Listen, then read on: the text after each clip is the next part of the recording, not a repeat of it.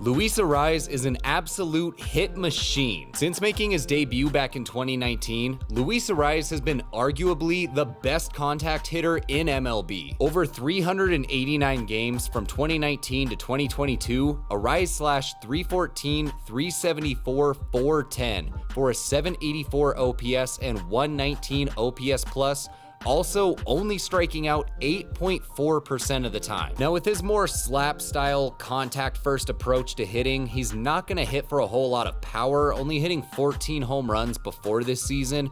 But Arraez's biggest strength is obviously his contact ability. And I mean, anybody that's hitting over 300 is obviously really good at hitting for contact. But just how good he's been at this is absolutely nuts. And I'm not even getting into the fact yet that he's taken this to a whole other level here in 2023. Through his first 58 games so far this season, Arraez is chasing a historic accomplishment, slashing .403, .452, .495 for a .947 OPS, .162 WRC plus, and 2.1 FWAR already. Now, we haven't seen a hitter finish a season with a .400 batting average since Ted Williams back in 1941. And we'll see whether Arraez can end up doing that this season or not. But one thing that's for certain is that he's probably the best of his generation at just putting the bat on the ball. Now, like I said, Arraez doesn't hit for a whole lot of power. He's not the fastest guy and he's not the best fielder, but when this dude swings the bat, he doesn't miss, and good luck striking him out. Over his career, he struck out only 7.9% of the time and whiffed 8.4% of the time.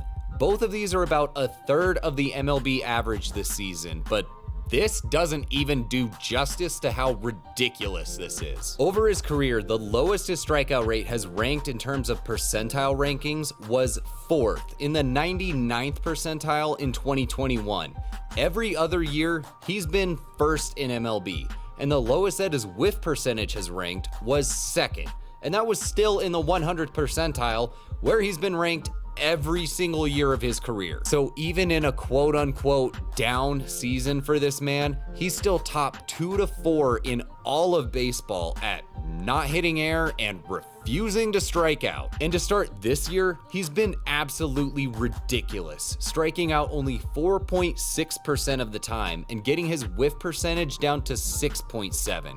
And what's even more nuts about this is that he's gotten even better at this while becoming a much more aggressive hitter. Throughout his career, Arraez has been a pretty patient hitter at the plate, not just in terms of staying within the strike zone, where he's got a career 24.8% chase rate, but also only swinging at 63.8% of pitches in the zone, about 3% less than league average. So overall, we've usually seen him be pretty patient and pick his spots more, but this year, that patience has turned into a lot more aggressiveness. Not only is he swinging at more pitches in the zone, up to 67.2% of the time, but for the first time in his career, he's been chasing a ton out of the strike zone at 32.1%. Throughout his career, his chase percentage has never been lower than the 78th percentile. But right now, he's sitting in the 25th percentile. So not only has he gotten better at making contact and not striking out, but he's been doing this while he's swinging at more pitches and swinging at tougher pitches to hit way more often. No matter what he's hitting though, it's not gonna change how Arraez is hitting, because he's your typical opposite field, slap style, contact first hitter, where they're gonna let the pitch get as deep as they can so that they're not gonna get fooled on anything, and they're just focusing on just getting the bat to the ball so that worst case scenario, you live to see another pitch. Now, like I said, with these type of hitters, you very rarely see them hitting for a whole lot of power because they're so overly focused on just making any kind of contact, and Arraez is no different in this case. His career exit velo of 88.2 miles per hour is about average, but his 27.8 hard hit percentage, 2.9 barrel percentage, and 0.8 home run percentage are all noticeably below league average. So he's not really hitting the ball all that hard to begin with, and then let alone with his style of hitting, we're not gonna see him turn any of the power that he does have into a whole lot of extra base hits. Over his career, his exit velo has never reached the 50th percentile, so it's never even been average. we've seen his barrel percentage crack double digits in percentile rankings once, and his hard hit percentage has never reached double digits in percentile rankings. So look, it's great that he never whiffs and he's never striking out. But then that means that with all these batted balls that you're putting into play, you've got to be getting really good results on those. And in today's day and age of barrel percentage and exit velos and all this stuff, how is it that somebody that seems like they're hitting the ball so poorly is chasing such a historic accomplishment as hitting 400? Well, it's because he's got that aimbot turned on. Arraez doesn't hit the ball all that hard, but he does get it just enough in the air with a career 11.5 degree launch angle that he's figured out how to get these low line drives to drop in where nobody can get them. He's hitting these line drives just high enough to get them over the infielders, but he's not hitting them hard enough to where they hang up and the outfielders can come get them.